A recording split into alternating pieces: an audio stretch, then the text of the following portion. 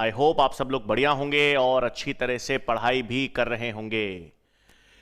तो बच्चों, आज जैव अणु का जो चैप्टर है वो हम लोग कंप्लीट कर लेंगे भाई। जैव अणु का जो चैप्टर है वो आज पूरा करने वाले हैं। कुछ कुछ चीजें बाकी हैं तो वो हम आज कंप्लीट कर लेंगे।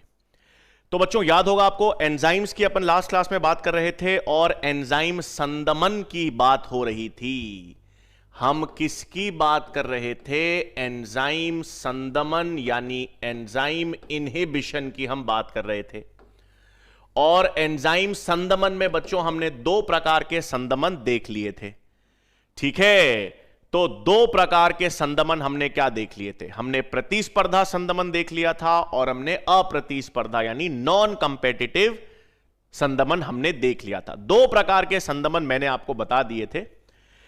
तीसरे प्रकार का संदमन आज हम पढ़ेंगे। तीसरे प्रकार का संदमन होता है बच्चों, ध्यान से सुनना, अनकंपेटिटिव संदमन। तीसरे प्रकार का संदमन हम आज क्या पढ़ेंगे बच्चों? अनकंपेटिटिव संदमन पढ़ेंगे। इसमें क्या होगा, ध्यान से सुनेंगे भाई। इसमें हम क्या पढ़ेंगे? यहां पर ये हमारे पास एंजाइम है, एंजाइम से जुड़ने वाला हमारे पास क्या है? ये अभिकारक या क्रियाधार है। और एक यहां पर ये मेरे पास क्या हो गया? संदमक। ठीक है बच्चों, अब क्या होगा? ध्यान से, क्या होने वाला है इसमें? अब ये जो संदमन है ना बच्चों, इसमें क्या होता है? सुनो तो सही। इस संदमन में क्या होगा भाई? इस संदमन में जो संदमक है यानी इनहिबिटर जो है, वो संदमक इनहिबिटर किसके साथ जुड़ेगा? क्रियाधार अभिकारक के साथ ही जुड़ जाएगा भाई। इस केस में क्या होगा?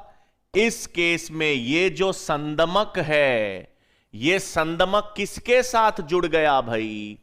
किसके साथ जुड़ गया? सबस्ट्रेट के साथ ही जुड़ गया। अब क्या होगा? इस कारण क्या होगा? अब ये जो हमारी एंजाइम है, इस एंजाइम के साथ ये सबस्ट्रेट जुड़ा, लेकिन सबस्ट्रेट के साथ और क्या जुड़ गया? सबस्ट्रेट के साथ ये संदमक भी जुड़ गया। तो त्रिसंकर बन गया ना बच्चों। देखो, त्रिसंकुल बन गया तीन चीजों का। किसका? एंजाइम, अभिकारक और संदमक। ये आपके पास संकुल बन जाता है। क्या हो गया भाई यहां पर? अनकंपेटिटिव संदमन में जो संदमक है, संदमक किसके साथ जुड़ गया? संदमक जो है वो क्रियाधार अभिकारक के साथ जुड़ गया। अब ये दोनों एंजाइम के सक्रिय स्थल से जुड़ गए। तो अभिकारक संदमक दोनों जुड़ गए एंजाइम से। अब ये एंजाइम काम नहीं कर पाएगी। ये एंजाइम अभिकारक से उत्पादक नहीं बना पाएगी। इसको हम क्या कहते हैं? एंजाइम सबस्ट्रेट इनहिबिटर संकुल। तो क्या हो गया बच्चों? ये अनकंपेटिटिव संदमन है। इसमें संदमक जो है वो अभिकारक के साथ जुड़ जाता है और ये दोनों एंजाइम के सक्रिय स्थल से जुड़ जाएंगे और एंजाइम संदमन हो जाता है। इसे हम कहते हैं अनकंपेटिटिव। तो इसमें आपको क्या याद रखना है? आपको पता होना चाहिए इसके अंदर एंजाइम, सबस्ट्रेट और इनहिबिटर संकुल का निर्माण होता है। किसका निर्माण होगा भाई? एंजाइम, सबस्ट्रेट, इनहिबिटर संकुल का निर्माण होता है। तो inhibitor, substrate, enzyme, substrate, inhibitor संकुल का निर्माण होता है अनकंपेटिटिव संदमन में। अब इसको क्या कहेंगे बच्चों? सुन लो इसको। इसके उदाहरण में क्या याद रखोगे? सबसे पहले इसका जो उदाहरण आता है वो होता है मस्तिष्क में। मस्तिष्क में ग्लूटामेट अमीनो अम्ल होता है बच्चों, ग्लूटामेट ग्राही का संदमन होता है। तो मस्तिष्क में ग्लूटामेट ग्राही का संदमन जो है वो किस प्रकार होता है? अनकंपेटिटिव संदमन। और इसमें नोट करने वाली बात यह है कि यहां पर Vmax का मान और Km दोनों कम हो जाएंगे, दोनों घट जाते हैं। तो क्या हो रहा है बच्चों? वापस हम इसकी देखो, इसकी हिंदी नहीं होगी, इसको आप अनकंपेटिटिव संदमन के नाम से ही जानना है। अनकंपेटिटिव संदमन में संदमक क्रियाधार अभिकारक से जुड़ा और संदमक और अभिकारक दोनों एंजाइम के सक्रिय स्थल से जुड़ गए। जुड़ने पर जो संकुल बनता है उसको एंजाइम सबस्ट्रेट इनहिबिटर संकुल कहते हैं। ऐसा कहां देखने को मिलता है? मस्तिष्क में जो ग्लूटामेट ग्राही होते हैं, मस्तिष्क में जो ग्लूटामेट के ग्राही है उनका संदमन इसी प्रकार से होता है। और इसमें Vmax और Km दोनों कम होंगे। कम क्यों होंगे? इसमें और क्रियाधार जुड़ नहीं पाएगा भाई, इसमें अभिकारक जो है, सबस्ट्रेट जो है वो और जुड़ नहीं पाएगा, और नहीं जुड़ पाएगा तो Km का मान कम होगा। और एंजाइम का संदमन हो गया है तो Vmax भी कम हो जाएगा। तो Vmax और Km दोनों किसमें घट जाते हैं? अनकंपेटिटिव इनहिबिशन में। क्लियर बच्चों? तो ये अपन ने देखो पिछले लेक्चर में प्रतिस्पर्धा संदमन और अप्रतिस्पर्धा संदमन तो देख ही लिया था। अब मैंने आपको बता दिया अनकंपेटिटिव संदमन में Km का मान इसलिए कम होगा क्योंकि नया क्रियाधार, नया अभिकारक जुड़ नहीं पाएगा। और दूसरा Vmax क्यों घट जाएगा भाई? Vmax भी इसलिए घट जाएगा क्योंकि एंजाइम संदमित हो गई। क्लियर बच्चों? तो ये हमने किसकी बात कर ली? अनकंपेटिटिव संदमन। तो ये तीन विशेष प्रकार के संदमन जो हैं वो हमने बात कर ली बच्चों। अब मैं क्या बताने वाला हूं? आज हम एक विशेष प्रकार की एंजाइम्स की बात करेंगे जिसे हम कहते हैं एलोस्टेरिक एंजाइम्स। आज हम एक विशेष प्रकार की एंजाइम्स की बात करेंगे जिसे क्या कहते हैं? Allosteric enzymes. अब ये क्या होती हैं? ठीक है, तो चित्र से समझते हैं बच्चों। आ जाओ। अपन ने क्या पढ़ा था बच्चों अभी तक? हर एंजाइम के अंदर क्या पाया जाता है? एक सक्रिय स्थल। हर एंजाइम के अंदर आपको क्या मिलेगा बच्चों? सक्रिय स्थल मिलता है। सक्रिय स्थल जिसके उत्प्रेरण स्थल कह सकते हैं। सक्रिय स्थल हर एंजाइम में मिलेगा। लेकिन अब कुछ ऐसी एंजाइम्स भी होती हैं, कुछ ऐसी एंजाइम्स भी होती हैं बच्चों जिनमें सक्रिय स्थल के अलावा, जिनमें सक्रिय स्थल के अलावा कुछ अन्य स्थल भी पाए जाते हैं। जैसे ये एक एंजाइम की संरचना है बच्चों, ध्यान रखेंगे। अब ये एंजाइम का सक्रिय स्थल है।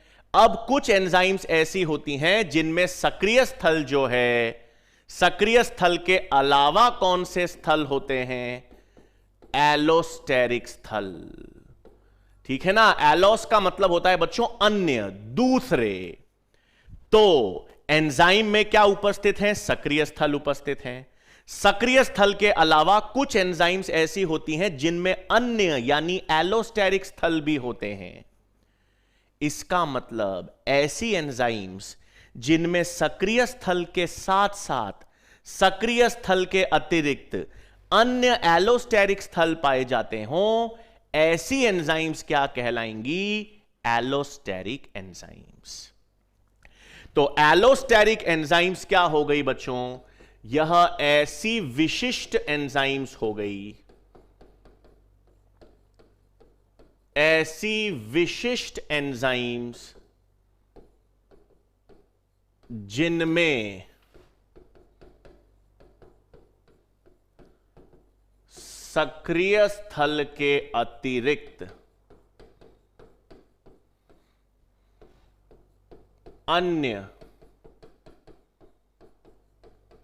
एलोस्टेरिक स्थल भी पाए जाते हैं। तो क्या चीज याद रखनी है बच्चों आपको? सबसे पहली चीज, ऐसी विशिष्ट एंजाइम जिनमें सक्रिय स्थल के अतिरिक्त अन्य एलोस्टेरिक स्थल पाए जाते हैं, उन्हें हम क्या कहेंगे भाई? उन्हें हम एलोस्टेरिक एंजाइम्स कहेंगे। इनका उदाहरण बहुत अच्छा, बच्चों ने बहुत अच्छा, इनका उदाहरण होता है बच्चों फॉस्फोफ्रक्टोकाइनेस, और एक और उदाहरण आप याद रखोगे हेक्सोकाइनेस। ये अगर बच्चों आपने ग्लाइकोलाइसिस का नाम सुना होगा, ग्लाइकोलाइसिस चक्र हम पढ़ेंगे आगे, तो ग्लाइकोलाइसिस की एंजाइम्स हैं दोनों। ये दोनों एंजाइम्स क्या हैं? ग्लाइकोलाइसिस की। और ग्लाइकोलाइसिस की एंजाइम्स किसका उदाहरण होती हैं? Allosteric enzymes. तो फॉस्फोफ्रक्टोकाइनेस और हेक्सोकाइनेस क्या हो गई बच्चों? एलोस्टेरिक एंजाइम्स हो गई। एलोस्टेरिक एंजाइम्स का मतलब क्या हो गया? ऐसी एंजाइम्स जिनमें सक्रिय स्थल के अलावा अन्य एलोस्टेरिक स्थल भी पाए जाते हों, और एलोस्टेरिक स्थल को हम नियामक स्थल भी कह सकते हैं। एलोस्टेरिक स्थल को आप नियामक स्थल भी कह सकते हो। तो क्लियर बच्चों, ऐसी विशिष्ट एंजाइम जिनमें सक्रिय स्थल के अतिरिक्त अन्य एलोस्टेरिक स्थल पाए जाते होंगे, उनको एलोस्टेरिक एंजाइम्स कहेंगे। उदाहरण मैंने आपको बता दिया।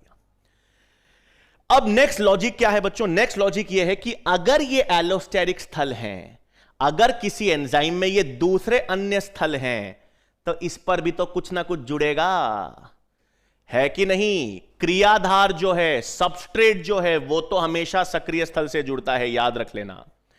जो सबस्ट्रेट होता है, सबस्ट्रेट तो एंजाइम के सक्रिय स्थल से जुड़ेगा, तो एंजाइम के सक्रिय स्थल पे तो हमेशा क्रियाधार, एक ही प्रकार का क्रियाधार जुड़ेगा, सबस्ट्रेट जुड़ेगा।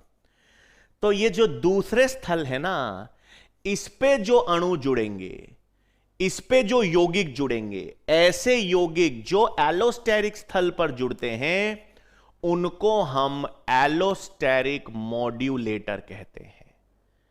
क्या हुआ भाई? जो यौगिक सक्रिय स्थल पे जुड़ेगा उसको तो हम हमेशा क्या कहते हैं? सबस्ट्रेट।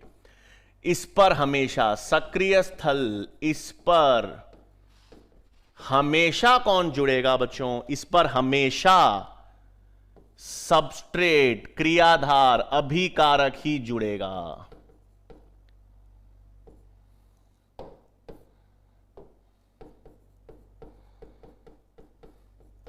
इस पर हमेशा क्रियाधार या अभिकारक ही जुड़ेगा।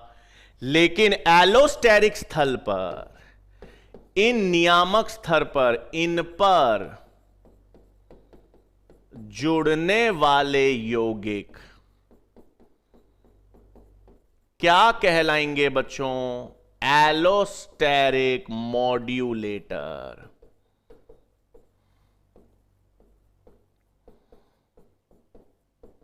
सही। तो सक्रिय स्थल पे तो हमेशा क्या जुड़ेगा भाई? सक्रिय स्थल पर तो हमेशा सबस्ट्रेट जुड़ेगा, और एलोस्टेरिक स्थल पर जुड़ने वाले यौगिकों को क्या कहेंगे? Allosteric modulator. अब ये दो तरह के हैं। ये जो एलोस्टेरिक मॉड्यूलेटर है ना, जो अलग क्षेत्र पर जुड़ेंगे, एलोस्टेरिक स्थल पे जुड़ेंगे, ये क्या करेंगे?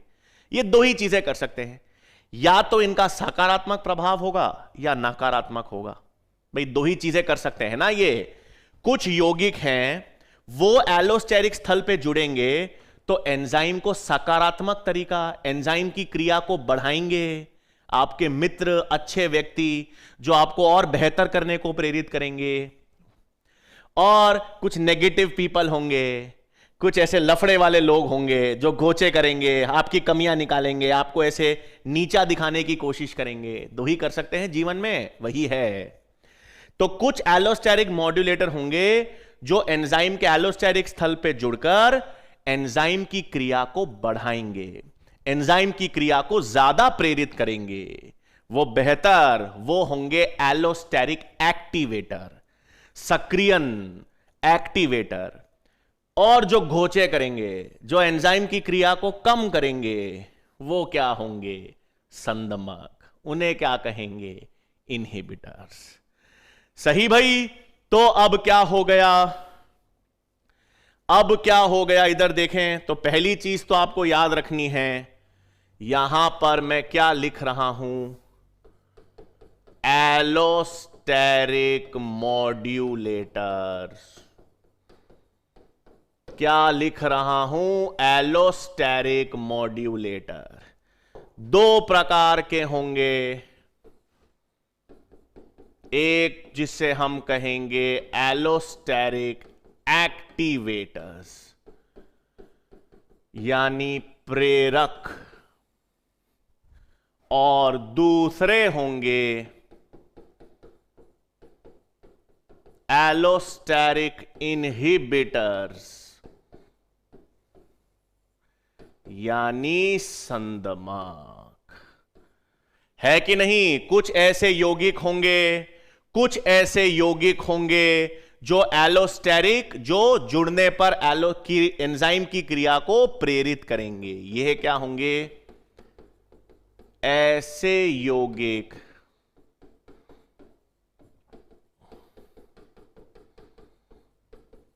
जो एलोस्टेरिक क्षेत्र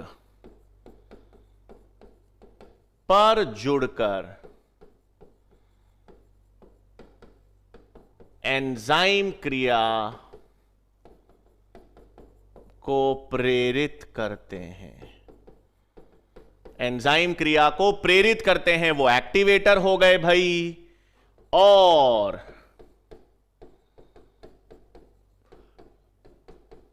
ऐसे यौगिक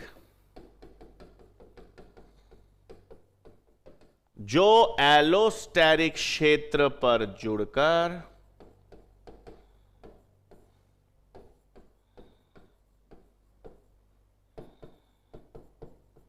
एंजाइम क्रिया को संदमित करते हैं।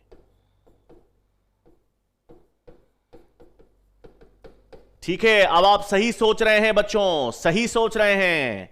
सर ये एलोस्टेरिक इनहिबिटर तो कहीं और जाके जुड़ रहा है, तो ये एक प्रकार का नॉन कंपेटिटिव इनहिबिशन ही है। बेहतरीन सोचा है जिन व्यक्तियों ने सोचा है। तो एलोस्टेरिक संदमन जो है ना, वो एक प्रकार का नॉन कंपेटिटिव इनहिबिशन ही होता है, अप्रतिस्पर्धा संदमन का ही एक प्रकार है। बिल्कुल सही सोचे हैं, बिल्कुल सही सोचे हैं। तो एलोस्टेरिक, यहां पर एक नोट भी मैं लिख सकता हूं, बिल्कुल एलोस्टेरिक संदमन एक प्रकार का अप्रतिस्पर्धा यानी नॉन कंपेटिटिव संदमन होता है। बिल्कुल बिल्कुल सही सोचे हैं आप लोग। तो एलोस्टेरिक एक्टिवेटर समझ आ गई, एंजाइम क्रिया को प्रेरित करेगा। संदमक समझ आ गई, जो संदमित करेगा। अब इसमें उदाहरण भी तो पता होने चाहिए ना, उदाहरण भी हम पढ़ेंगे। तो पहला उदाहरण फॉस्फोफ्रक्टोकाइनेज जो होती है, जो कौन सी एंजाइम है? फॉस्फोफ्रक्टोकाइनेज। उसका एलोस्टेरिक प्रेरक, उसके लिए एलोस्टेरिक प्रेरक होता है एडीपी और एलोस्टेरिक संदमक होता है एटीपी। यह उदाहरण आपको याद रखना है बच्चों, यह याद रखना है। फॉस्फोफ्रक्टोकाइनेज का जो एलोस्टेरिक प्रेरक है वो है एडीपी और एलोस्टेरिक संदमक जो है वो एटीपी। इसी तरह से हेक्सोकाइनेज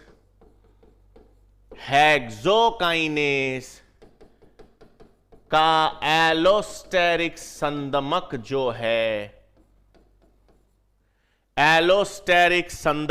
है, हेक्सोकाइनेज का, वो है ग्लूकोज 6 फॉस्फेट।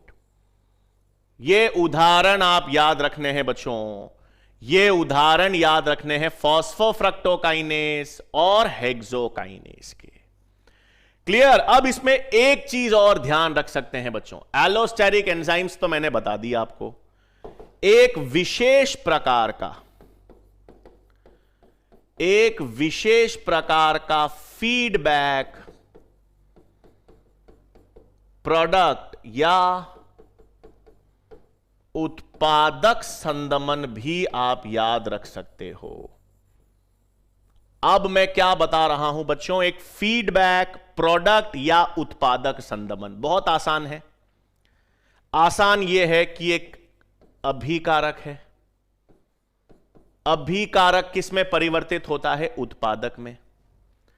ठीक है, आपके पास उत्पादक संदमन की बात हो रही है। जो अभिकारक है, अभिकारक किस में परिवर्तित होता है? उत्पादक प्रोडक्ट में।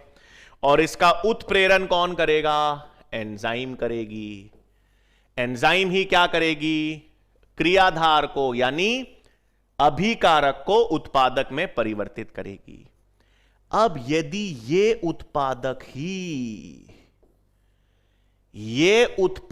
ही एंजाइम का संदमन कर दे, अगर प्रोडक्ट ही क्या उत्पादक ही एंजाइम का संदमन कर दे, तो उसे फीडबैक इनहिबिशन, प्रोडक्ट इनहिबिशन या हिंदी में उत्पादक संदमन कहते हैं।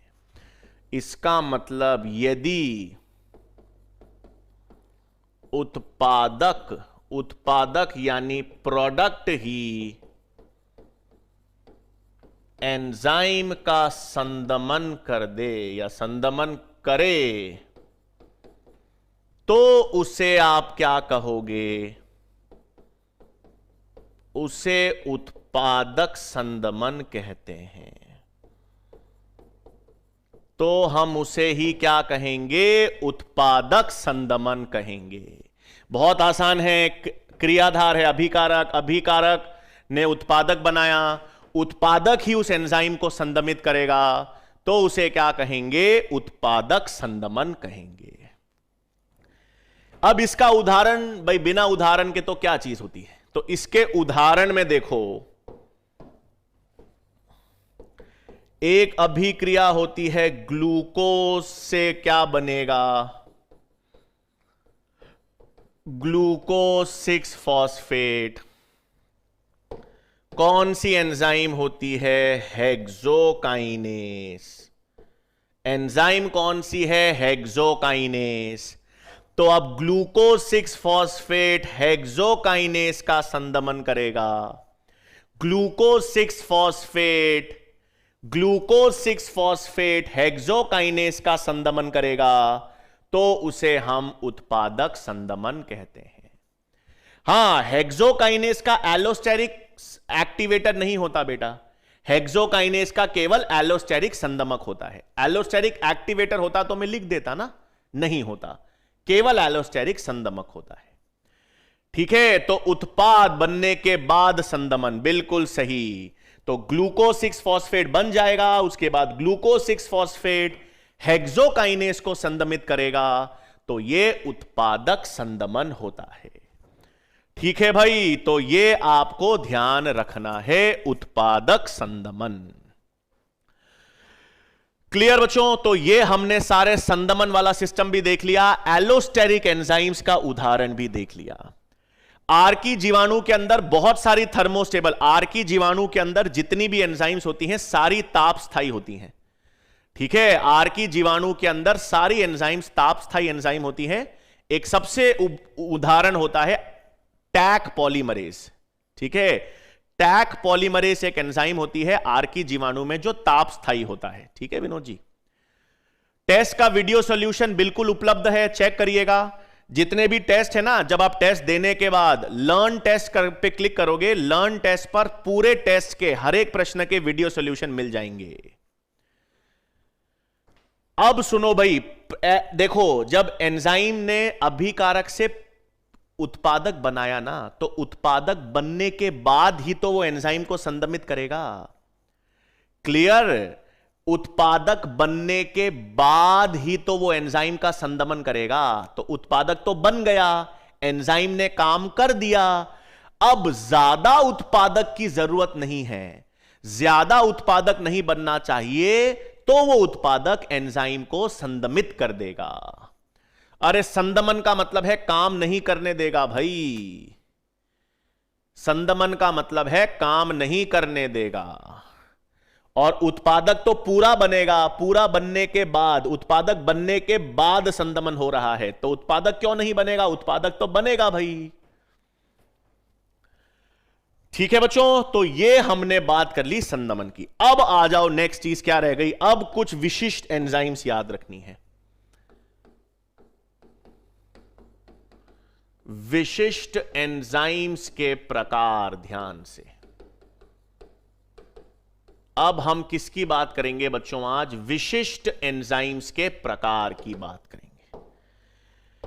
इसमें हम सबसे पहले बात करेंगे आइसोजाइम्स या आइसो एंजाइम्स। तो सबसे पहले हम किसकी बात करेंगे बच्चों? आइसोजाइम्स या आइसो एंजाइम्स की बात करेंगे। अब सुन लेंगे आइसोजाइम्स या आइसो एंजाइम्स क्या होती हैं, पहले उदाहरण से ही समझ लो। यहां पर मैंने एक अभिक्रिया ली बच्चों, ग्लूकोज है। ग्लूकोज से क्या बनता है? ग्लूकोज 6 फॉस्फेट, अभी अपन ने देखा।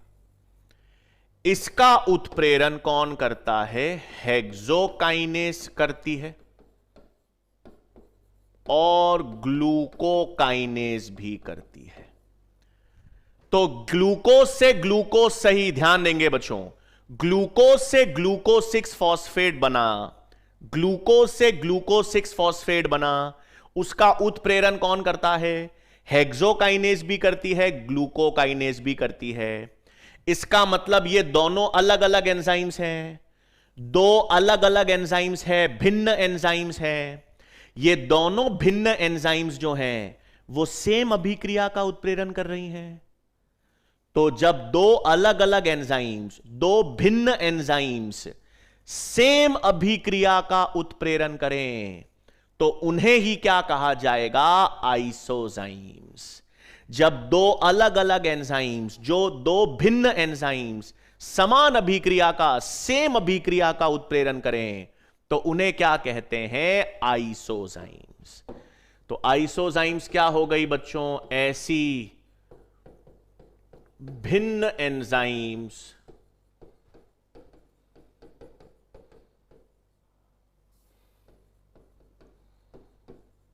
जो सेम अभिक्रिया का उत्प्रेरण करें।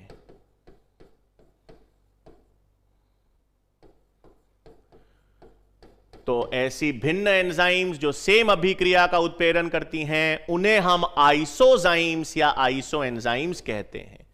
इसका एक एग्जाम्पल तो अभी अपन ने बता दिया, हेक्सोकाइनेस और ग्लूकोकाइनेस। दोनों अलग अलग एंजाइम्स हैं, हम आगे पढ़ेंगे। एक पेशियों में होती है, एक यकृत में होती है। तो दोनों अलग अलग एंजाइम्स हैं लेकिन सेम अभिक्रिया का उत्प्रेरण करती हैं।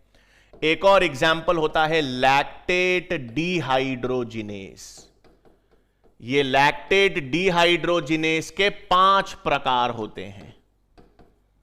ये लैक्टेट डिहाइड्रोजिनेस के 5 अलग अलग एंजाइम्स होती हैं।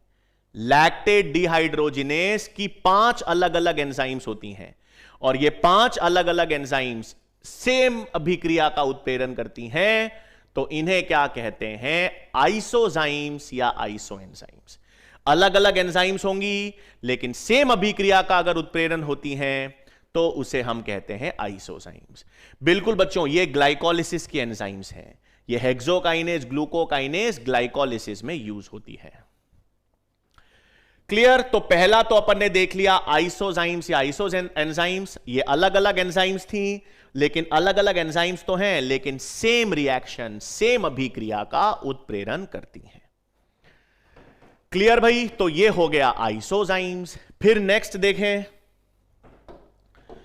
दूसरे प्रकार की एंजाइम्स, ध्यान देंगे, जाइमोजन्स।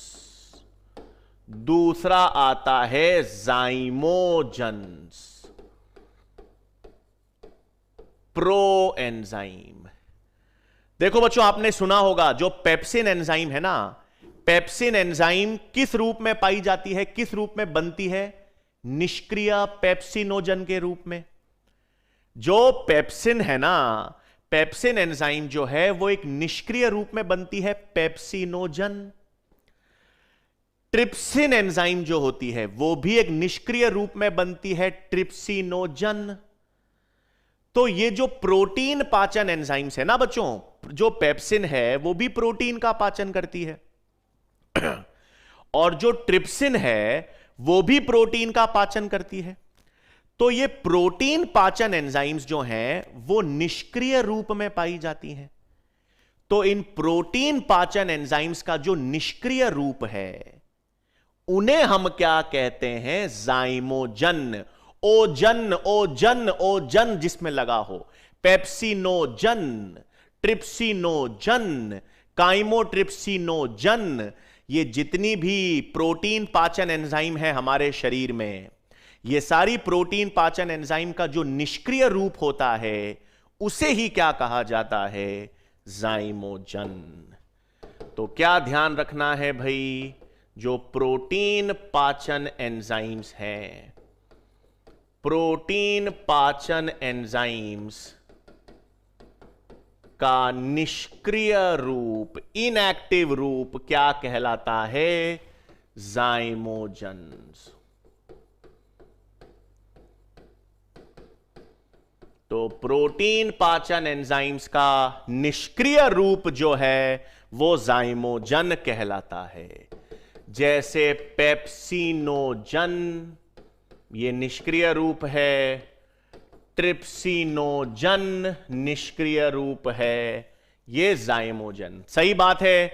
HCl जो है हमारे अमाशय में, जो HCl है वो पेप्सिनोजन को सक्रिय करता है, आगे पढ़ेंगे। ट्रिप्सिनोजन है, उसको एक एंटेरोकाइनेस नाम की एंजाइम सक्रिय करती है। तो ये तो सब पाचन तंत्र में पढ़ेंगे, लेकिन ये प्रोटीन पाचन एंजाइम का जो निष्क्रिय रूप है उन्हें हम जाइमोजन्स कहते हैं। ठीक है भाई, तो ये आपको जाइमोजन याद रखना है। तीसरा सुनो, अब आती है एब्जाइम्स। अब सुनो भाई, एंटीबॉडी का नाम सुने हो आप लोग? एंटीबॉडी, प्रतिरक्षक, हां, जो प्रतिजन से लड़ती है, सबने सुना है एंटीबॉडी। अब अपन जब प्रतिरक्षा तंत्र पढ़ेंगे ना तो उसमें एक विशेष प्रकार की एंटीबॉडी बताऊंगा, एक विशेष प्रकार की एंटीबॉडी बताऊंगा प्रतिरक्षक तंत्र में, जिसे मोनोक्लोनल एंटीबॉडी कहते हैं। जिनको पता है बहुत अच्छी बात है, जिनको नहीं भी पता है सर ये कौन सी प्रतिरक्षक होती है, ये कौन सी एंटीबॉडी होती है मोनोक्लोनल, तो ये प्रतिरक्षक तंत्र में बताऊंगा जब अपन पढ़ेंगे। अभी के लिए याद रखना है, वो जो प्रतिरक्षक है, वो जो मोनोक्लोनल एंटीबॉडी है, उसको हम एंजाइम के रूप में यूज कर सकते हैं। और जब उस मोनोक्लोनल एंटीबॉडी को एंजाइम के रूप में यूज किया जाता है उसे एबजाइम कहते हैं। ये एब का मतलब ही है एंटीबॉडी। यहां पर एबी का मतलब है प्रतिरक्षक या एंटीबॉडी। तो क्या होता है बच्चों? मोनोक्लोनल एंटीबॉडी जब एंजाइम के रूप में प्रयुक्त हो, जब एंजाइम के रूप में प्रयुक्त हो, उसे एबजाइम्स कहते हैं। ठीक है भाई, ये इतना याद रखना। अब ये सर मोनोक्लोनल कौन सी होती है? मोनोक्लोनल क्या होती है वो मैं आगे बताऊंगा प्रतिरक्षक तंत्र में। तो मोनोक्लोनल एंटीबॉडी जब एंजाइम के रूप में प्रयुक्त हो तो उसे एबजाइम्स कहते हैं। ठीक है भाई, तो ये हमारे पास विशेष प्रकार की एंजाइम्स जो हैं वो आपको ध्यान रखनी थी। ठीक है, विशेष प्रकार की एंजाइम्स बता दी। अब हां, आप लोग सही सोच रहे हैं सर, वो ताला चाबी नहीं बताया आप लोग, लॉक-इन की, तो वो बताता हूं। अब एंजाइम मॉडल की बात ही करूंगा भाई। तो अब हम किसकी बात करेंगे? Enzyme models, enzyme substrate models, ताला चाबी सिद्धांत, जिसे लॉक की मॉडल कहते हैं भाई। ताला किसने दिया था? एमिल फिशर नाम के एक वैज्ञानिक थे जिन्होंने ताला चाबी सिद्धांत दिया। बहुत आसान है, कौन सी चाबी ताले में फिट होगी भाई? वही चाबी तो ताले में फिट होगी ना जिसका आकार ताले में आ पाएगा। सेम सिस्टम है भाई। सेम सिस्टम क्या है? ये है एक एंजाइम। ठीक है, ये एक एंजाइम है। ये मेरे पास दो प्रकार के क्रियाधार हैं, है कि नहीं? ये है S1, ये है S2। तो कौन सा क्रियाधार एंजाइम से जुड़ेगा भाई? कौन सा क्रियाधार एंजाइम से जुड़ पाएगा? S1 ही तो जुड़ पाएगा ना। कौन सा S जुड़ पाएगा भाई एंजाइम से? वही क्रियाधार, वही अभिकारक जुड़ पाएगा जिसका आकार एंजाइम के सक्रिय स्थल जैसा है। जिसका सक्रिय स्थल जो है वही अभिकारक एंजाइम से जुड़ पाएगा जिसका आकार एंजाइम के सक्रिय स्थल जैसा है। तो इसे ही क्या कहते हैं? ताला चाबी मॉडल। इस एंजाइम में कौन सा फिट हो पाएगा? जिसका आकार उसके सक्रिय स्थल जैसा होगा। जिसका आकार एंजाइम के सक्रिय स्थल जैसा नहीं होता वो नहीं जुड़ पाता। ये तो आसान है, ये सबको पता था भाई। बिल्कुल, ये हमको पता है। लॉक एंड की मॉडल है। लॉक एंड की मॉडल का मतलब है केवल वही क्रियाधार ही एंजाइम से जुड़ पाता है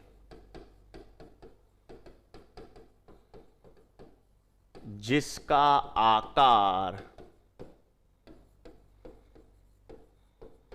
एंजाइम के सक्रिय स्थल के अनुरूप होता है। ठीक है भाई, ये आपके पास लॉक एंड की है। ये सिद्धांत सही है, ताला चाबी सिद्धांत। इसमें ठीक है, ये 1898 में दिया था एमिल फिशर ने। अब इसमें धीरे धीरे कुछ रूपांतरण आया, है ना। इसमें धीरे धीरे रूपांतरण क्या आया? इसमें रूपांतरण यह आया कि यह सही है भाई, जिस सबस्ट्रेट का, जिस क्रियाधार का आकार एंजाइम के सक्रिय स्थल के अनुरूप होगा वही जुड़ेगा। S1 जुड़ेगा, S2 नहीं जुड़ेगा। लेकिन थोड़ा रूपांतरण होगा अब इसमें। मतलब जब S1 एंजाइम के सक्रिय स्थल से जुड़ेगा ना, तो एंजाइम के सक्रिय स्थल में थोड़ा परिवर्तन आएगा ताकि वो बेहतर रूप से सबस्ट्रेट को जोड़ सके। मतलब मैंने कहा था ना, ग्लव में जब आप हाथ डालते हो तो आपका हाथ ग्लव में ही जाएगा, ग्लव में आपका हाथ ही जाएगा ना, पैर तो जाएगा ही नहीं। तो पैर और हाथ दोनों हैं, लेकिन ग्लव में जो ग्लव्स हैं उसमें हाथ ही जाएगा, पैर नहीं जाएगा। लेकिन जब हाथ आप ग्लव में डालोगे तो हाथ के अनुरूप ग्लव में भी तो थोड़ा बहुत परिवर्तन आएगा। तो जुड़ेगा तो S1, S2 नहीं जुड़ेगा। लेकिन S1 के कारण एंजाइम के सक्रिय स्थल में थोड़ा बहुत चेंज आएगा, हां, रूपांतरण आएगा। उस मॉडल को क्या कहते हैं? इसी का रूपांतरण है जिसे हम इंड्यूस्ड फिट मॉडल कहते हैं। प्रेरित, इसे किसने दिया था? कॉशलैंड नामक वैज्ञानिक ने। तो ये किसका रूपांतरण है बच्चों? याद रखना, यह ताला चाबी का रूपांतरण है। लॉक एंड की मॉडल का रूपांतरण। कभी भी इसको समझना हो ना तो अपने हाथों को ग्लव में डाल दो। जब आप ग्लव्स को, हाथ को अपने ग्लव में डालोगे तो वो ग्लव का आकार भी परिवर्तित होगा, उसे कहेंगे इंड्यूस्ड फिट। तो इंड्यूस्ड फिट मॉडल में क्या हो रहा है भाई? सबस्ट्रेट के जुड़ने पर एंजाइम के सक्रिय स्थल में रूपांतरण देखा जाता है,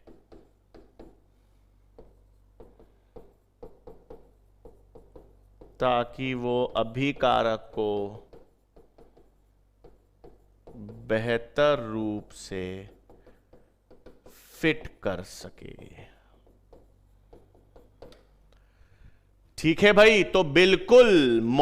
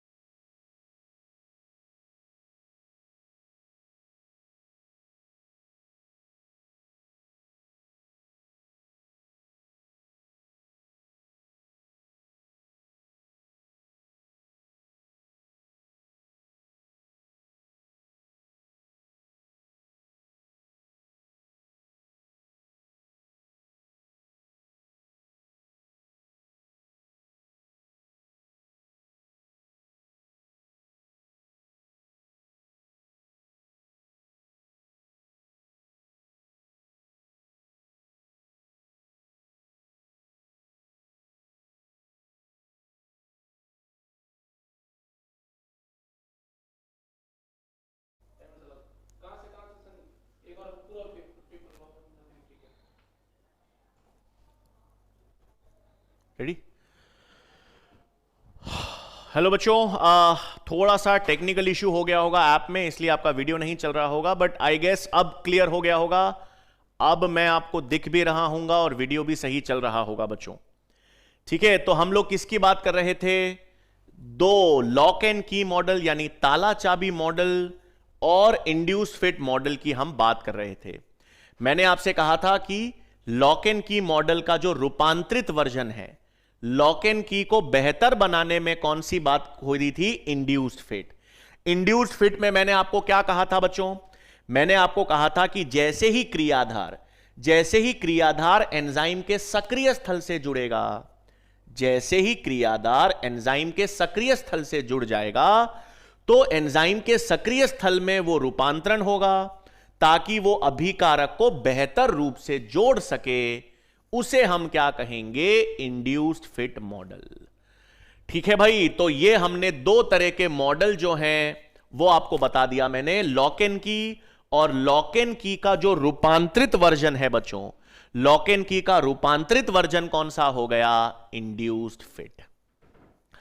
ठीक है भाई, अब टेक्निकल प्रॉब्लम बीच में थी 2-4 मिनट, अब ठीक हो गया होगा। अब मैं आपको दिख भी रहा हूंगा और यह भी सही चल रहा होगा। ठीक है, तो अब अपने पास ये तो अपन ने देख लिया बच्चों, लॉक एंड की वाला मॉडल किसने दिया? Induce fit. और लॉक एंड की का रूपांतरण कौन सा है? वो हमारे पास इंड्यूस फिट है। अब एंजाइम्स में आखिरी चीज क्या रह गई बच्चों? सुन लो, एंजाइम्स में आखिरी चीज रह जाती है टर्नओवर नंबर। आखिरी चीज क्या आ जाती है? Turnover number.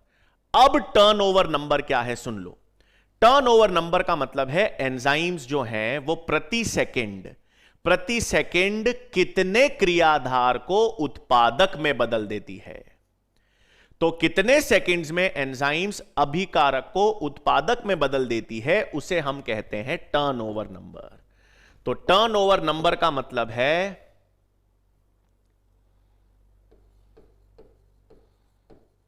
एंजाइम्स प्रति सेकंड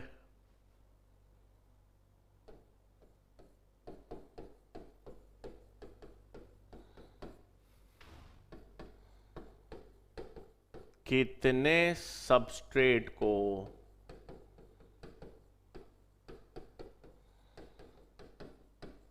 उत्पादक में परिवर्तित करती है। सही भाई। तो हम किसकी बात कर रहे थे? चलो वापस सुन लो, वापस बता रहा हूं, सुन लेना, वापस चीजें समझा रहा हूं। टर्नओवर नंबर की बात हो रही है। टर्नओवर नंबर का मतलब है एंजाइम है। एंजाइम क्या करती है? एंजाइम अभिकारक को उत्पादक में परिवर्तित करती है। तो एंजाइम प्रति सेकंड कितने अभिकारक को उत्पादक में परिवर्तित करती है? 1 सेकंड में प्रति सेकंड वो जितने अभिकारक को उत्पादक में परिवर्तित करती है उसे हम टर्नओवर नंबर कहते हैं। उसे ही क्या कहते हैं? Turnover number. तो आपको ध्यान रखना है, सबसे अधिक टर्नओवर नंबर वाली एंजाइम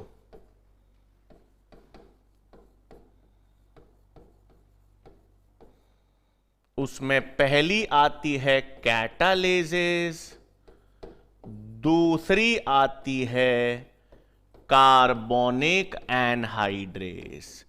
मतलब ये सबसे तेज एंजाइम्स हैं भाई, ये सबसे तेज एंजाइम्स हैं।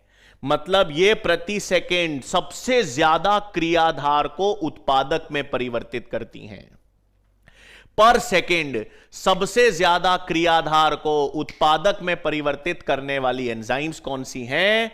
ये पहली होती है कैटालेसिस, दूसरी होती है कार्बोनिक एनहाइड्रेस। तो ये टर्नओवर एंजाइम है। सबसे ज्यादा मतलब सबसे कम समय में प्रति सेकेंड कितने क्रियाधार को उत्पादक में परिवर्तित करती है। तो सबसे ज्यादा टर्नओवर किसका होगा? कैटालेसिस का। और दूसरा किसका होगा? वो है कार्बोनिक एनहाइड्रेस का। ठीक है भाई। तो ये हमने एंजाइम्स वाला सिस्टम भी पूरा देख लिया भाई। किसकी बात कर ली भाई? टर्नओवर नंबर की हमने बात कर ली है। तो टर्नओवर नंबर का मतलब एंजाइम्स प्रति सेकेंड कितने क्रियाधार को उत्पादक में परिवर्तित करती है। सबसे अधिक टर्नओवर नंबर वाली एंजाइम है कैटालेसिस और दूसरा है कार्बोनिक एनहाइड्रेस। ठीक है भाई। तो अब क्या रह गया? अब हमारे पास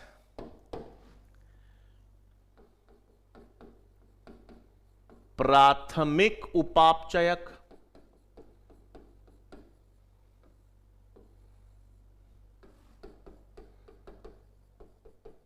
यानी प्राइमरी मेटाबोलाइट्स, और द्वितीयक उपापचयक पढ़ेंगे। ठीक है। अब हमारे पास क्या कहेंगे भाई? इसमें ध्यान से, ये कौन से सबस्ट्रेट पर कार्य करती है? प्रश्न है। ये तो पढ़ेंगे भाई। कैटालेसिस जो होती है ना बच्चों, वो हाइड्रोजन परऑक्साइड पर काम करती है। कैटालेसिस एंजाइम है, वो हाइड्रोजन परऑक्साइड का अपघटन करती है। और कार्बोनिक एनहाइड्रेस ये एंजाइम जो है ना, ये अपने आरबीसी में होती है। और आरबीसी के अंदर ये एंजाइम जल और कार्बन डाइऑक्साइड को मिलकर, देखो भाई, कैटालेसिस क्या करती है? H2O2 का अपघटन। चलो ये भी देख लो। कैटालेसिस H2O2 का अपघटन करती है और कार्बोनिक एनहाइड्रेस, कार्बोनिक एनहाइड्रेस हमारे आरबीसी में होती है और आरबीसी में जल और कार्बन डाइऑक्साइड को कार्बोनिक अम्ल में परिवर्तित करती है। ये पढ़ेंगे अपन, इन एंजाइम्स के बारे में आगे पढ़ेंगे अपन। बट ये दोनों एंजाइम्स हैं सबसे अधिक टर्नओवर वाली एंजाइम्स। क्लियर बच्चों? चलो अब सुन लो भाई। प्राथमिक और द्वितीयक उपापचयक है, बहुत आसान है, समझ लो। प्राथमिक उपापचयक और द्वितीयक उपापचयक सुन लो। प्राथमिक उपापचयक ऐसे यौगिक होते हैं जो प्रत्यक्ष रूप से वृद्धि उपापचय में काम करेंगे। जैसे प्रोटीन्स हैं, तो प्रोटीन्स क्या काम करते हैं? सीधा वृद्धि में, मरम्मत में, विकास में, उपापचय में काम करते हैं। न्यूक्लिक अम्ल होते हैं। न्यूक्लिक अम्ल आनुवांशिक पदार्थ हैं, वृद्धि में, उपापचय में काम करते हैं। कार्बोहाइड्रेट्स हैं, वृद्धि में, ऊर्जा देने में काम करते हैं। तो ऐसे यौगिक जो प्रत्यक्ष रूप से वृद्धि और उपापचय में काम करेंगे, प्रत्यक्ष रूप से मतलब डायरेक्टली काम करेंगे, तो उसे हम प्राथमिक उपापचयक कहते हैं। उसे हम क्या कहते हैं? प्राथमिक उपापचयक। तो प्राथमिक उपापचयक का मतलब क्या हो गया बच्चों? ऐसे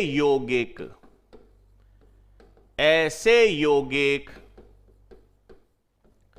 जो प्रत्यक्ष रूप से वृद्धि एवं उपापचय में प्रयुक्त होते हैं।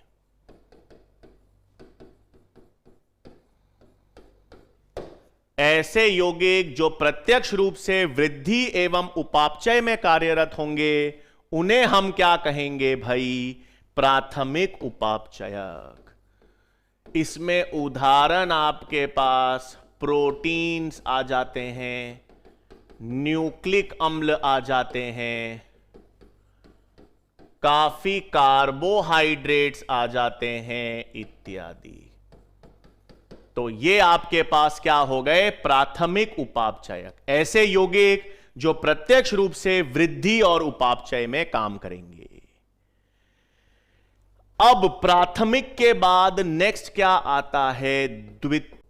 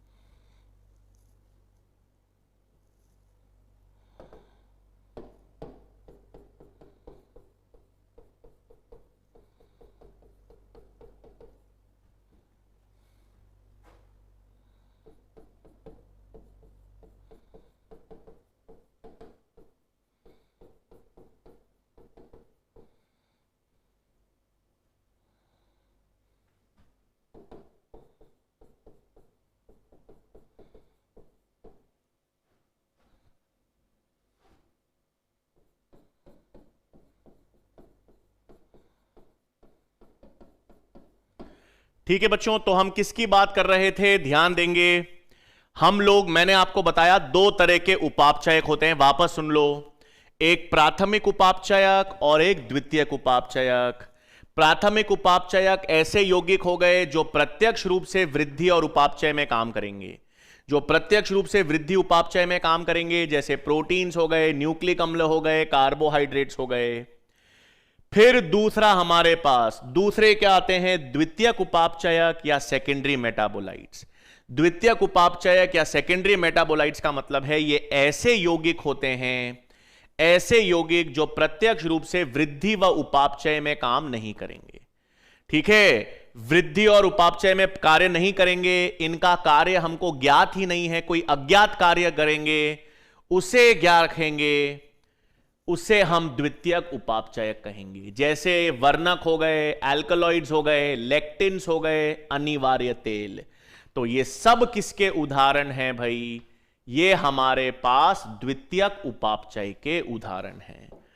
तो ये हमारे पास प्राथमिक और द्वितीयक उपापचयक आपको ध्यान रखने हैं। ठीक है, तो ये प्राथमिक और द्वितीयक उपापचयक हैं। ऐसे यौगिक जो प्रत्यक्ष रूप से वृद्धि और उपापचय में काम करेंगे वो प्राथमिक, और जो वृद्धि उपापचय में कार्य नहीं करते यानी अज्ञात कार्य दर्शाते हैं, जिनका कार्य हमको ज्ञात नहीं है, वो सब किस में आएंगे? द्वितीयक उपापचयक में आ जाते हैं। ठीक है बच्चों, तो ये प्राथमिक और द्वितीयक उपापचयक हो गए। अब देखो बच्चों, जैव अणु जो है ना, जैव अणु में अपन ने सारे देख लिए बच्चों। प्रोटीन्स देख लिए, कार्बोहाइड्रेट्स हमने देख लिए, वसा हमने देख लिए। अब हम क्या करेंगे? सुनो, अब ये जो सारे जीवित उत्तक हैं, अब नेक्स्ट चीज हम क्या करते हैं बच्चों? कोई भी सजीव उत्तक आप ले लो,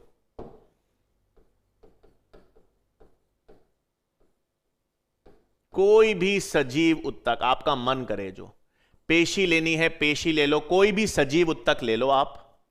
अब ध्यान देंगे, जो सजीव उत्तक हैं, जितने भी सजीव उत्तक हैं, उनको हम क्या करते हैं, ट्राइक्लोरो एसिटिक एसिड में,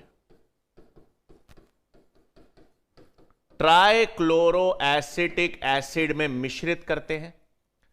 और वो आपने देखा होगा ना एक बार, जिसमें हां आप दाल वाल पीसते हो, दाल वाल पीस देते हो जिसमें, हां, तो आप सजीव उत्तक को ट्राइक्लोरो एसिटिक एसिड में डालकर उसको चूर देते हो। हां, अब उसको जब आप ट्राइक्लोरो एसिटिक एसिड में मिक्स करके उसे आप क्या करोगे, अब उसे जब आप फिल्टर करोगे, फिल्टर का मतलब है उसका निस्यंद बना दोगे, उसका निस्यंद या फिल्टर करोगे, तो आपको दो भाग देखने को मिलेंगे।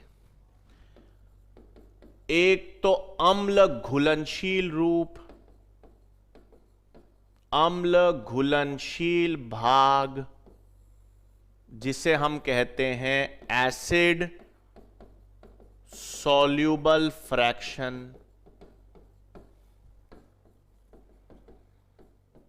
और दूसरा क्या आता है बच्चों, अम्ल अघुलनशील अंश, यानी एसिड इनसॉल्यूबल फ्रैक्शन।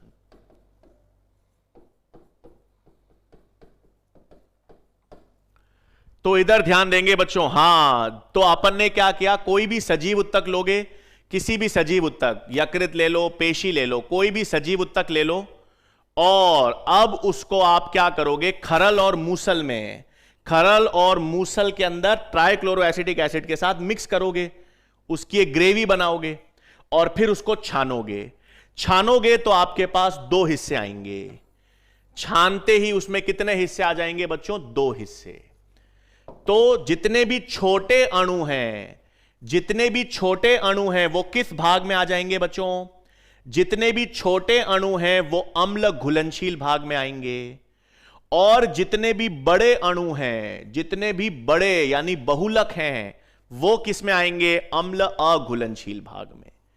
है कि नहीं? इसका मतलब अम्ल घुलनशील में आपके पास क्या आएंगे, छोटे अणु, छोटे अणु यानी माइक्रोमोलिक्यूल्स, और छोटे अणु जिनका भार जो है, आणविक भार 18 से 800 डाल्टन्स के मध्य होगा।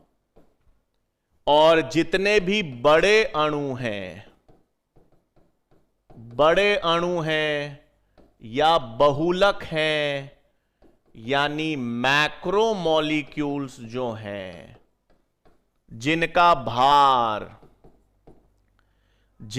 भार 10,000 डाल्टन से भी अधिक है,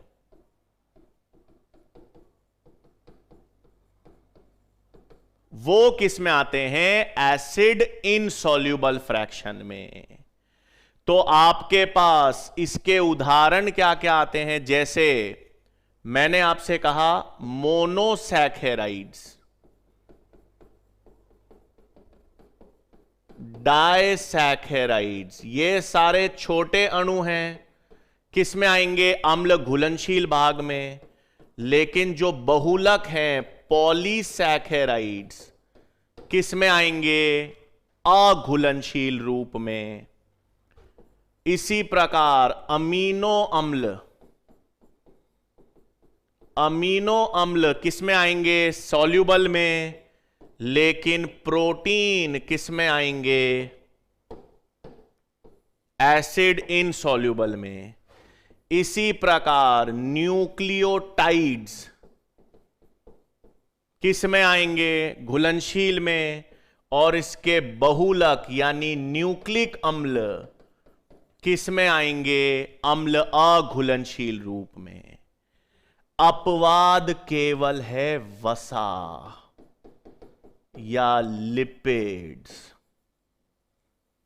अपवाद क्या होता है? वसा या लिपिड्स। अपवाद का मतलब वसा या लिपिड्स का भार तो 800 डाल्टन से कम होता है।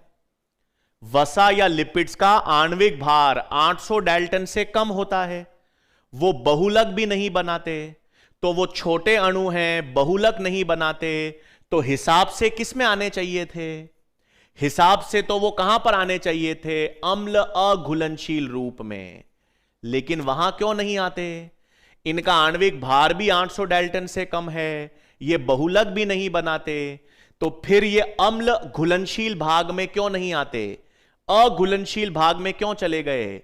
क्योंकि ये अध्रुवीय हैं, क्योंकि ये जल में घुलते ही नहीं हैं, अम्ल में घुलते ही नहीं हैं।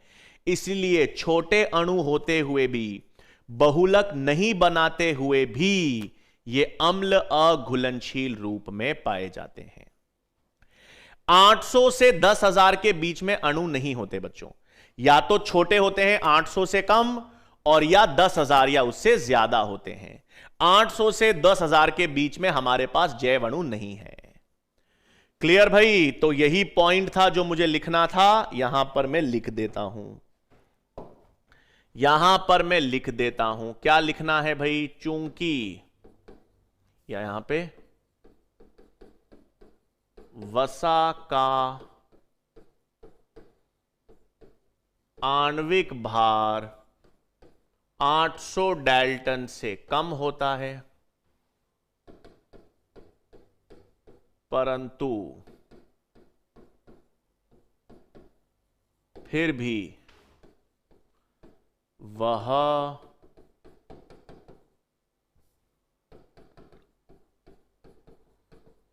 एसिड इनसॉल्युबल अंश में पाए जाते हैं, क्योंकि वह अध्रुवीय या नॉन पोलर होते हैं। क्लियर भाई? तो आपके पास वसा का आणविक भार जो है, वसा का आणविक भार भले ही 800 डाल्टन से कम हो, परंतु फिर भी वो एसिड इनसॉल्युबल अंश में पाए जाते हैं, क्योंकि वो अध्रुवीय या नॉन पोलर होते हैं। ठीक है? तो ये वसा एक अपवाद है, जो छोटे हुए होते भी, 800 डाल्टन से कम होते हुए भी इनका भार, लेकिन ये क्योंकि अध्रुवीय होते हैं इसलिए ये अघुलनशील रूप में पाए जाते हैं। ठीक है बच्चों? तो ये आपको चीज ध्यान रखनी थी। अब एक और चीज रह गई बच्चों। ठीक है? एक छोटी सी एक चीज और बाकी रह गई है, वो अपन कंप्लीट करेंगे ताकि चैप्टर खत्म हो जाए।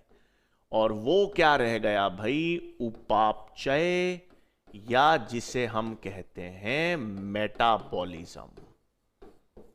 अब हमारे पास कौन सी चीज बाकी रह गई है?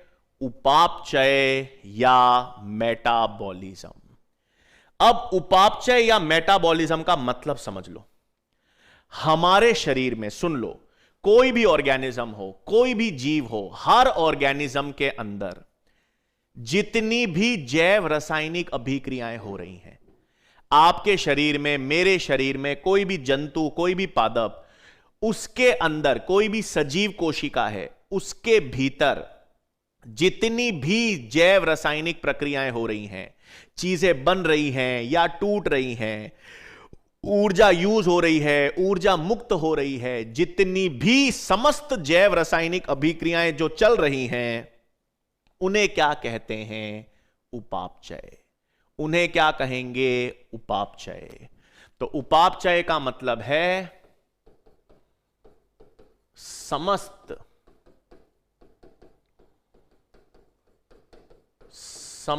जैव रासायनिक अभिक्रियाएं, समस्त जैव रासायनिक अभिक्रियाएं जो सजीव कोशिकाओं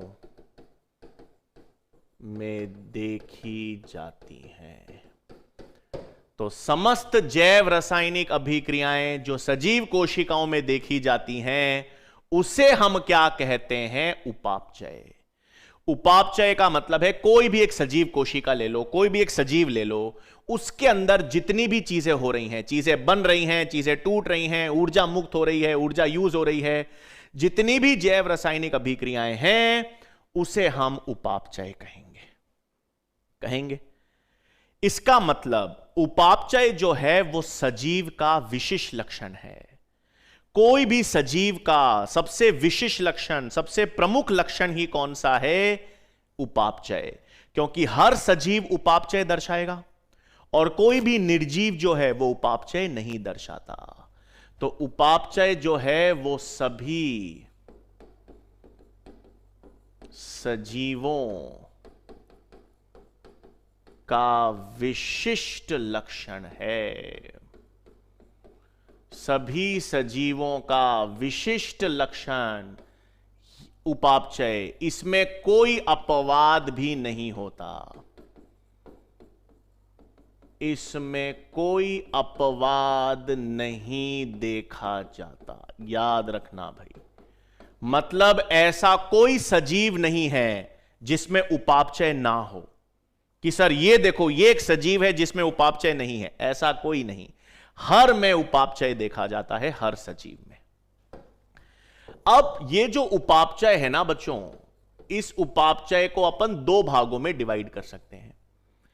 एक तो होता है उपचय, जिसे कहते हैं हम एनाबॉलिज्म, और एक होता है अपचय, जिसे हम कहते हैं कैटाबॉलिज्म। तो जो उपापचय है, उपापचय को अपन ने दो भागों में डिवाइड कर दिया बच्चों।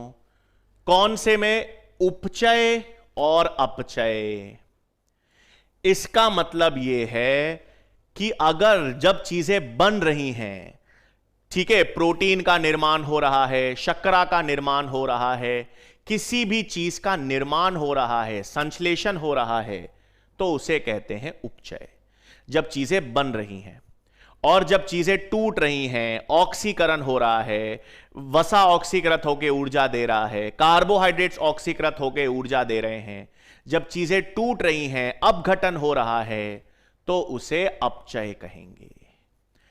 तो उपचय, एनाबॉलिज्म का मतलब होता है भाई जैव संश्लेषण, जैव संश्लेषण या निर्माण।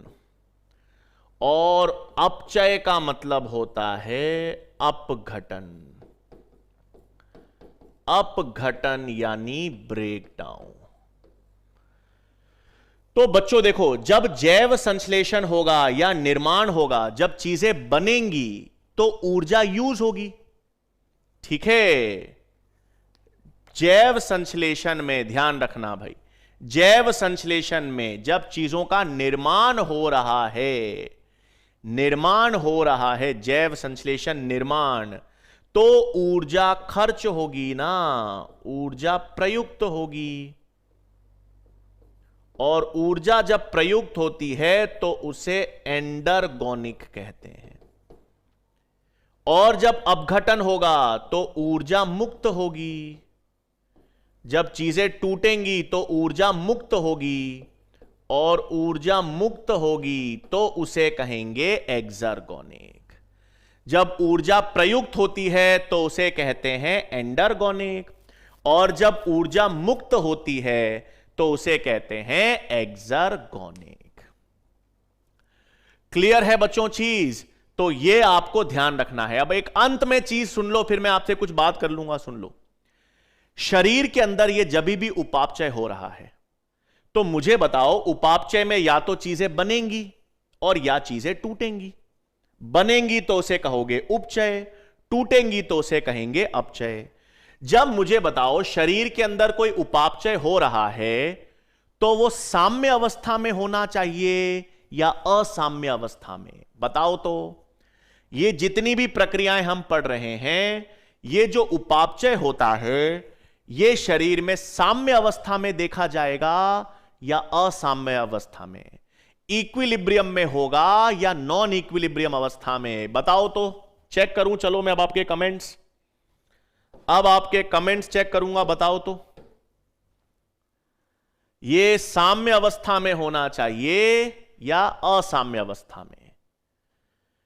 ठीक है, एंडरगोनिक और एक्सरगोनिक की हिंदी बताएगा क्या भाई कोई? अंतःक्षेपी और वो होता है, ये तो ऊर्जा मुक्त होगा एक्सरगोनिक।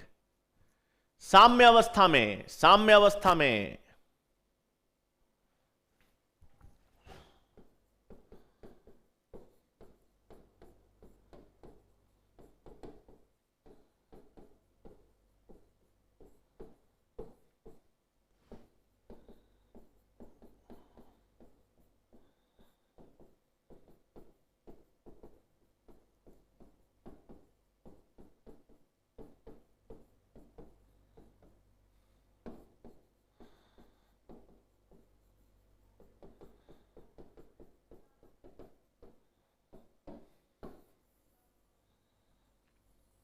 ठीक है, हमेशा याद रखना, साम्य अवस्था में नहीं, असाम्य अवस्था में होती है।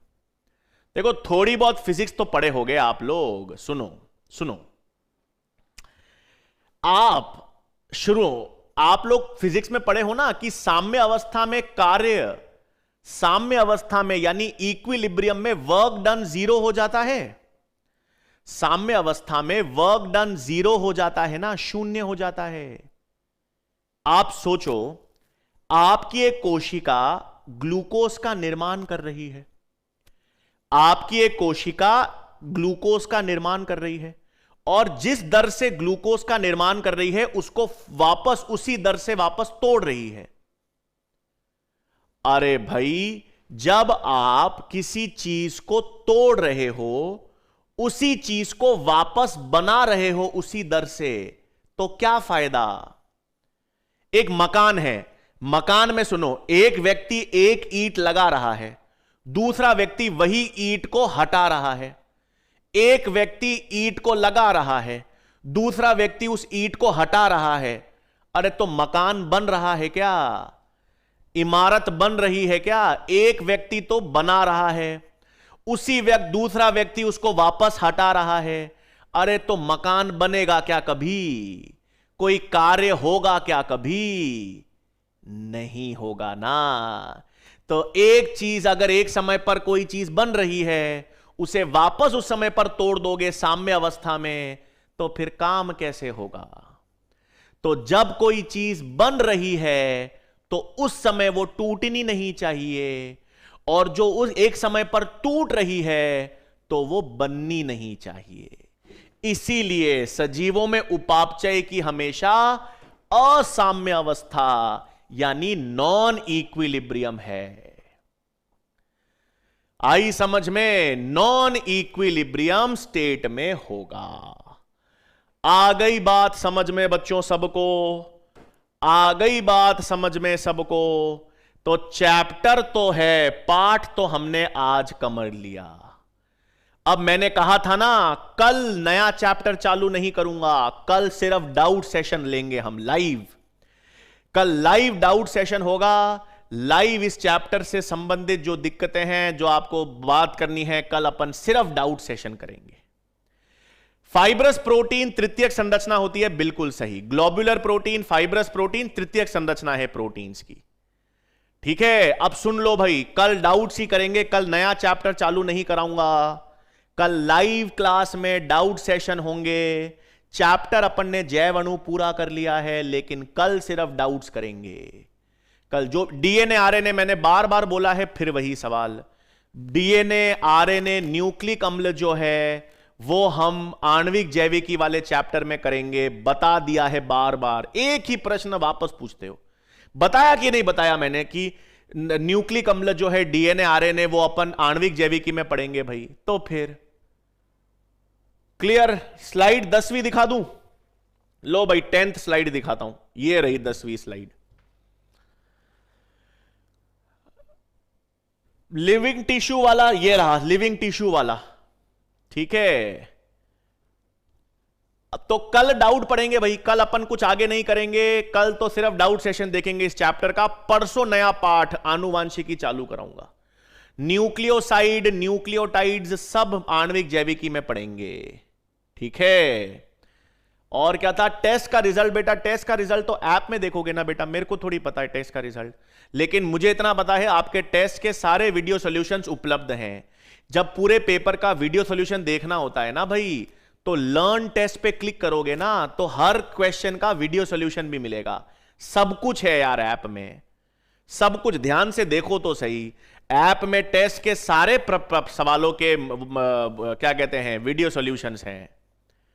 एपजाइम का उदाहरण नहीं होता बेटा, ठीक है। एपजाइम तो एंटीबॉडी जब एंजाइम के रूप में यूज होती है तो एंटीबॉडी उदाहरण हो गए ना उसके। क्लियर? अब 11वां नंबर पेज, ये 11वें नंबर पेज में क्या देखोगे? कौन सा दिखाऊं? उपापचय वाला, ये लो, प्राथमिक और द्वितीयक उपापचय वाली स्लाइड चला दी भाई, ठीक है। ये प्राथमिक उपापचयक और द्वितीयक उपापचयक वाली स्लाइड चला दी भाई। टेस्ट अच्छा गया है, बहुत अच्छी बात है। अब चैप्टर पढ़ सकते हो। मैंने कहा था अब चैप्टर जैव अणु पूरा कर लिया अपन ने, अब एनसीईआरटी पढ़ लेना इसकी। मैंने कहा था जब चैप्टर पूरा पढ़ लो मेरे से, सारे पूरा चैप्टर पढ़ने के बाद अब एनसीईआरटी पढ़ना। अब एनसीईआरटी पढ़ना, ऐप में प्रीवियस ईयर के क्वेश्चंस भी अपन ने कर लिए हैं, प्रीवियस ईयर क्वेश्चंस भी करना भाई सॉल्व, ठीक है। क्वेश्चन बैंक सब है, क्वेश्चन बैंक क्विज के फॉर्म में है भाई। जो आपका क्वेश्चन बैंक है ना उसको क्विज के फॉर्म में डाल रखा है, चेक करो। प्रीवियस ईयर क्वेश्चंस भी डाल रखे हैं, वो भी चेक करो। सब है ऐप में, सब कुछ डाल रखा है। थोड़े सर्च तो मारो आपके ऐप को। एनसीईआरटी ऐप में नहीं है भाई, एनसीईआरटी डाउनलोड कर लेना गूगल से। एनसीईआरटी पे भी डाउनलोड करना है यार, गूगल से एनसीईआरटी डाउनलोड कर लो फ्री में। प्रीवियस ईयर क्वेश्चन सारे अवेलेबल हैं यार, सारे प्रीवियस ईयर क्वेश्चन उपलब्ध हैं, चेक कर लेना जाकर। ये चैप्टर ऐप में मिलेगा बेटा, रिकॉर्डेड वीडियोस, लाइव वीडियोस सब मिलेंगे बेटा ऐप में। रिकॉर्डेड वीडियोस तो पूरा सिलेबस रिकॉर्डेड के फॉर्म में है, सब कुछ दे रखा है बेटा, सर्च मारोगे सब कुछ मिलेगा, ठीक है। एलोस्टेरिक मॉड्यूलेटर वाली स्लाइड चला दूं? ये रही एलोस्टेरिक मॉड्यूलेटर, कहां था यार एलोस्टेरिक मॉड्यूलेटर वाली स्लाइड? ये रही। न्यूक्लिक अम्ल मैंने बोला ना कि मैं आणविक जैविकी वाले चैप्टर में पढ़ाऊंगा भाई, आणविक में। बहुत बहुत धन्यवाद भाई, मजा आ रहा है तो ठीक है। आज क्लास नहीं चली तो रिकॉर्डेड में देख लेना यार, आपके लाइब्रेरी में क्लास रहेगी ना भाई,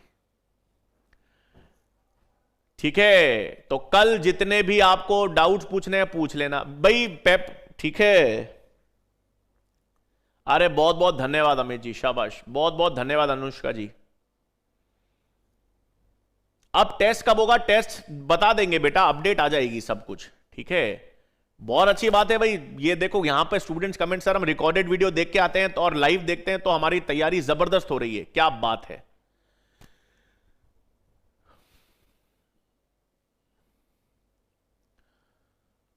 टर्नओवर नंबर वाला चला दूं?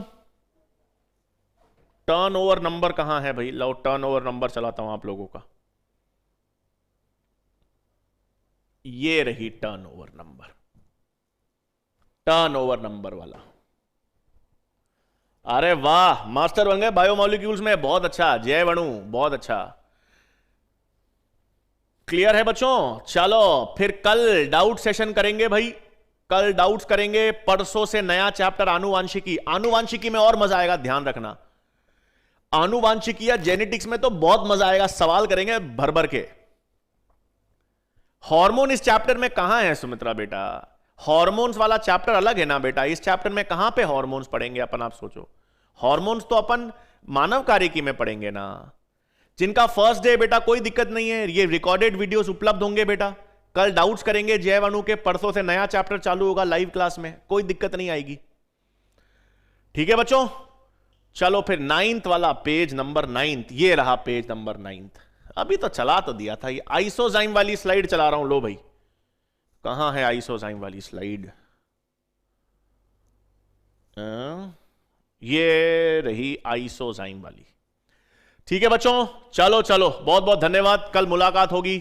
Thank you so much.